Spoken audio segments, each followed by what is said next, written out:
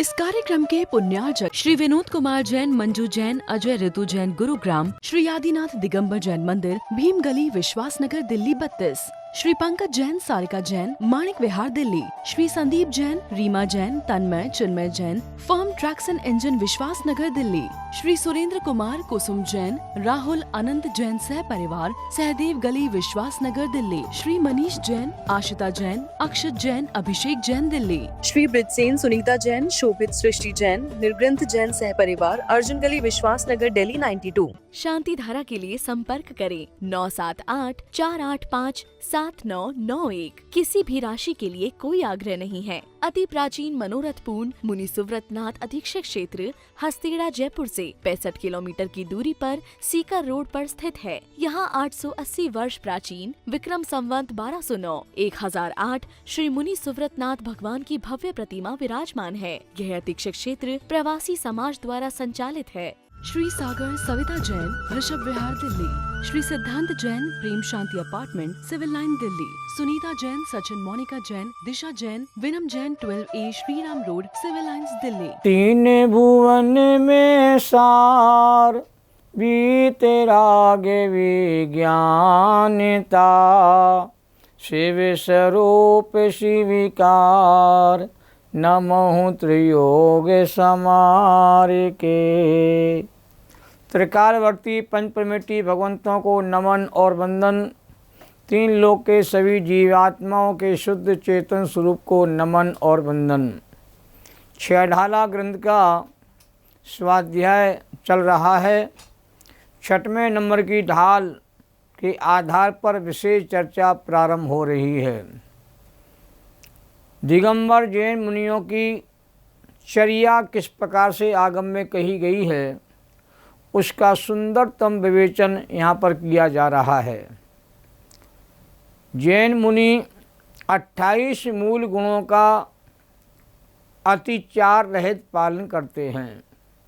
5 महाविद, 5 समिति और 5 इंद्रिय विजय, इनका पालन तो नियम से करते ही करते हैं। मुनियों के 6 आवश्यक भी कहे गए हैं और 6 आवश्यक कर्तव्यों का विवेचन छंद नंबर 5 के पूर्वार्ध के आधार पर किया जा रहा है। छंद इस प्रकार है। समिता समारे तुति उचारे, वंदना जिन देवी को, नित्य करें श्रुति रति प्रतिक्रम तजे, तन अहमेवि को। इस छंद में मुनिराजों के 6 आवश्यक कर्तव्यों का विशेष विवेचन किया गया है। अर्थ देखिए कि वीतरागी निर्गंत मुनिराज समता समारे माने सामायिक संभाल कर करते हैं। स्तुति उच्चारें, स्तुति बोलते हैं। वंदना जिन देव को, जिन्हें देव की वंदना करते हैं। नित्य करें श्रुति रति, सदैव स्वाध्याय से प्रेम करते हैं। करें प्रतिक्रमण करते हैं। तन अहमेव को, शरीर की ममता को तजे माने छोड़ते हैं। इस शब्दार्थ हुआ। इस छंद का जो विशेष अर्थ है वो इस प्रकार है। इस छंद में मुनिराजों के 6 आवश्यक कर्तव्यों का निरूपण किया गया है। इस छंद के विशेष बिंदु देखिए। अवश्य करने योग्य क्रिया को आवश्यक कहते हैं। जो कर्म कर्तव्य मुनियों के द्वारा प्रतिदिन किया जाता है वह आवश्यक है। मुनिराज 5 इंद्रिय विषयों और कसायों के वश में नहीं होते और जो विषय भोगों और कसायों के वश में नहीं हैं उन्हें अवश्य कहते हैं और ऐसे अवश्य व्यक्ति के आचरण को आवश्यक कहा जाता है। किसी के वश में होना तो पराधीनता का सूचक है और अवश्य होना इस स्वाधीनता का सूचक है। मोक्ष मार्गी जीव सदा स्वाधीन ही रहते हैं, स्वतंत्र ही आचरण करते हैं, आत्मनिर्भरता को प्राप्त हो जाते हैं। आवश्यक के 6 भेद आगम में मूल रूप में कहे गए हैं। पहला भेद है सामायिक, दूसरा भेद है स्तवन, तीसरा भेद है वंदना, चौथा भेद है प्रतिक्रमण और पांचवा भेद है स्वाध्याय या प्रत्याख्यान और छठवां भेद है कायुत्सर्ग। मूलाचार आदि बड़े बड़े ग्रंथों में मुनियों के 6 आवश्यक कर्तव्यों में श्रुति रति की जगह प्रत्याख्यान नामक आवश्यक बताया है। और यहाँ ऐसा पाठ भी आप पढ़ना चाहें तो पढ़ सकते हैं। नित्य करें प्रत्याख्यान प्रतिक्रम तजे तने अहमेवि को। तो किन्हीं आचार्यों ने स्वाध्याय को भी आवश्यक कर्तव्य में शामिल किया है और किन्हीं आचार्यों स्वाध्याय की जगह प्रत्याख्यान शब्द का प्रयोग भी किया है। दोनों परंपराएं आगम में प्राप्त होती हैं। मुनिराज स्वाध्याय तो करते ही हैं और प्रत्याख्यान भी करते हैं, प्रतिक्रमण भी करते हैं। वीतरागी निर्गंत मुनिराज साम्य भाव की, समता भाव की समाल विशेष रूप से करते हैं। संपदा ही साधु की संपदा है। मोह और क्षोभ से रहित परिणामों को साम्य भाव कहा गया है। विषम परिस्थिति में भी अपने समता स्वभाव को मुनिराज कहते हैं, छोड़ते नहीं हैं। कर्म के उदय में कैसा भी योग बने, वो मुनिराज सदा राग द्वेष से रहित श्याममय समतामय जीवन जीते हैं। मुनिराज का जीवन समतामय ही होता है। वे निश्चय और व्यवहार स्तुति में दक्ष होते हैं और जिनेंद्र भगवान की स्तुति कहते हैं मुख के द्वारा उच्चारण भी करते हैं। जिनदेव की वंदना प्रत्यक्ष और परोक्ष रूप में करते हैं। जहाँ मुनिराज वनों में जंगलों में रहते हैं वहाँ परोक्ष रूप में जिनेंद्र की वंदना करते हैं। और हमारे ऐसे मुनिराज सदैव स्वाध्याय से प्रेम करते हैं, शास्त्रों का पठन पाठन करते हैं, शास्त्रों के मर्म को ग्रहण करने का उद्यम करते हैं। स्वाध्याय के बिना मुनिराज की कहते हैं जीवन प्रक्रिया प्रारंभ ही नहीं होती है। ज्ञान और ध्यान ये 2 मुनिराजों के विशेष कर्तव्य कहे जाते हैं। स्वाध्याय ज्ञान का साधन है और स्वाध्याय की प्रयोगशाला ध्यान के माध्यम से प्रारंभ होती है। सुबह और शाम प्रतिदिन साप्ताहिक, पाक्षिक और मासिक प्रतिक्रमण भी करते हैं। और मुनिराज तन की ममता को छोड़ करके कायोत्सर्ग भी करते हैं। ये 6 आवश्यक कर्तव्यों का संक्षेप में यहाँ पर निरूपण किया। अब एक एक कर्तव्य के संदर्भ में विशेष चर्चा आपके सामने प्रस्तुत की जा रही है। और पहला आवश्यक है समता समारें। पहले 4 नंबर की ढाल में कहा था धर और समता भाव सदा सामायिक करिए। हृदय में समता भाव धारण करना यही सामायिक है। तो साम्य भाव की, मोह क्षोभ से रहित परिणामों की सावधानी पूर्वक संभाल की जाती है, सुरक्षा की जाती है। किसी भी स्थिति में, परिस्थिति में जीव के भाव राग द्वेष में न हो और जीव कदा समता भाव में रहे, ऐसा उपाय मुनिराज विशेष रूप से करते हैं।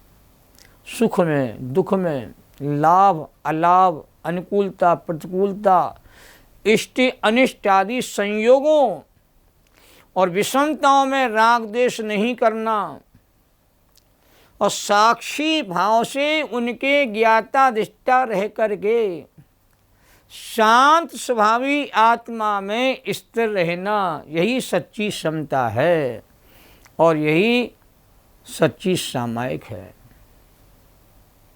समय का सदुपयोग करना सामायिक है। क्षमता भाव में रमण करना सामायिक कहा गया है। निज में निज का रमण यही सामायिक है। सामायिक ऐसी कसौटी है जिस पर कसकर के आत्मा पवित्र और निर्मलता को प्राप्त होती है। कर्म रूपी पर्वतों का भेदन करने में यदि कोई समर्थ है तो वह सामायिक है। सामायिक जैन धर्म का प्राण है। सामायिक एक ऐसी साधना है जिससे साध्य की सिद्धि जीव को सहज हो जाती है। साम्य भाव से सामायिक यदि 2 घड़ी मात्र भी हो जाए तो वह महान कर्म की निद्रा करने का कारण बन जाती है। सामायिक के भाव से, सामायिक की स्थिति से ही कर्मों की असंख्यात गुणी निद्रा होती है। सामायिक की महिमा को बताने में इंद्र भी कहते समर्थ नहीं हैं। साधु का समग्र जीवन समतामय ही होता है। फिर भी वह सामायिक प्रतिदिन तीनों संधि कालों में कहते नियम से करते हैं। प्रातः काल, मध्याह्न काल और संध्या काल 3 बार सामायिक कम से कम 2 घड़ी और मध्यम रूप में 4 घड़ी और उत्कृष्ट रूप में 6 घड़ी भी मुनिराजों के द्वारा सामायिक कहते की जाती है। श्रावकों को भी जो पर्व के दिन आते हैं, अष्टमी चतुर्दशी के पावन दिन आते हैं, इन दिनों में श्रावक भी विशेष रूप से कम 2 बार सामायिक करता है। और 2 बार सामायिक ना करे तो 1 बार सामायिक को करने का वह उपाय नियम से करता है। और जिन प्रवचन का सार समता है, मुनियों के जीवन में ऐसे अनेक प्रसंग बने। तब तक लोहे के आभूषण कहते हैं 5 पांडव को कहते हैं पहनाए गए। गजकुमार मुनिराज के सिर पर सिगड़ी कहते हैं उनके होने वाले ससुर के द्वारा जलाई गई। और श्यालिनी के द्वारा देह के भक्षण करने पर भी हमारे सुकौशल मुनिराज साम भाव से, समता भाव से विचलित नहीं हुए। 5 पांडव को तपते हुए कहते जलते हुए कड़े पहनाए गए। फिर भी कहते हैं वो अपने ध्यान में लीन होकर के ही 3 पांडव तो निर्माण को प्राप्त हो जाते हैं और नकुल सहदेव 2 पांडव कहते हैं वो सर्वासिद्धि में अहमियत दे बन जाते हैं। शाम भाव में स्थिर रहने के लिए मुनिराज तीनों संध्या कालों में विधिवत रूप से कहते सामायिक कर परम आनंद की अनुभूति करते हैं। सामायिक में द्रव्य सामायिक के बीच बीच में मुनिराजों को भाव सामायिक की स्थिति प्रकट होती है और समता की समाल ज्ञानी मुनियों की असली संपदा कही जाती है। इसलिए सामायिक को पहला आवश्यक कर्तव्य कहा गया है। दूसरा आवश्यक कर्तव्य कहा गया है स्तुति उच्चारें, थुति उच्चारें। थुति माने स्तुति, उच्चारण माने बोलना। यह स्तुति का अर्थ मात्र शाब्दिक उच्चारण मात्र नहीं है, अपितु जिनेन्द्र देव का विनय पूर्वक गुणगान करना, उनका बहुमान करना, ये भी स्तुति के अंतर्गत आता है। स्तुति 2 प्रकार की गई है, एक द्रव्य स्तुति और एक भाव स्तुति। मुनियों के हृदय में जिन्हें परमात्मा के प्रति निश्चल भक्ति होती है, निष्कपट भक्ति होती है। जितने स्रोत हमारे आचार्यों के द्वारा रचित हैं, चाहे सौम्य स्रोत हो, चाहे भक्तम स्रोत हो, चाहे कल्याण मंत्र स्रोत हो, उन सभी में परमात्मा का गुणगान सांसारिक मनोकामना की पूर्ति के लिए नहीं किया गया, अपितु संसार की कामना के उद्देश्य से की गई स्तुति भी स्तुति नहीं कहलाती है। शंभु स्त्रोत, देवागम स्त्रोत, भक्तम स्त्रोत, कल्याण मंदिर स्त्रोत, विशाफार स्त्रोत आदि अनेक स्त्रोत हमारे जैन दर्शन में कहते हैं उपलब्ध हैं। और सभी स्त्रोत भक्ति वसात और गुणानुवाद के उद्देश्य से रचे गए हैं। और इन सभी स्त्रोत के माध्यम से जिन धर्म की कहते महान प्रभावना होती है।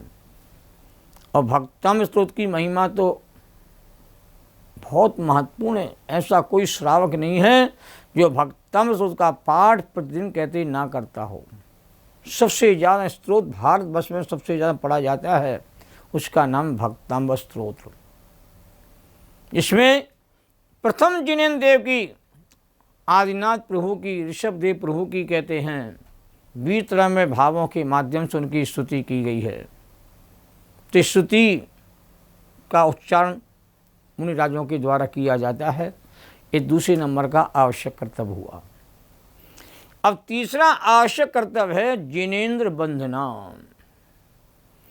अतः सभी तीर्थंकर, सभी वीतरागी परमात्माओं की विनय बहुमान के साथ कहते हैं की जाती है, वंदना की जाती है, उनको नमन किया जाता है, प्रत्यक्ष नमन भी किया जाता है। साक्षात भगवान जहाँ विराजमान होते हैं उनको प्रत्यक्ष नमन किया जाता है। और जहाँ भगवान विराजमान नहीं है और वहाँ मुनिराज रहते हैं तो परोक्ष रूप में वो जिनेन्द्र देव को कहते हैं नमन और वंदन करते हैं। कभी भी मुनिराजों के द्वारा शरागी देवी देवताओं की वंदना कहते नहीं की जाती है, ना करते हैं, ना किसी के लिए कहते हैं कि शरागियों की वंदना करना चाहिए। वीतराग देव ही वंदनीक हैं।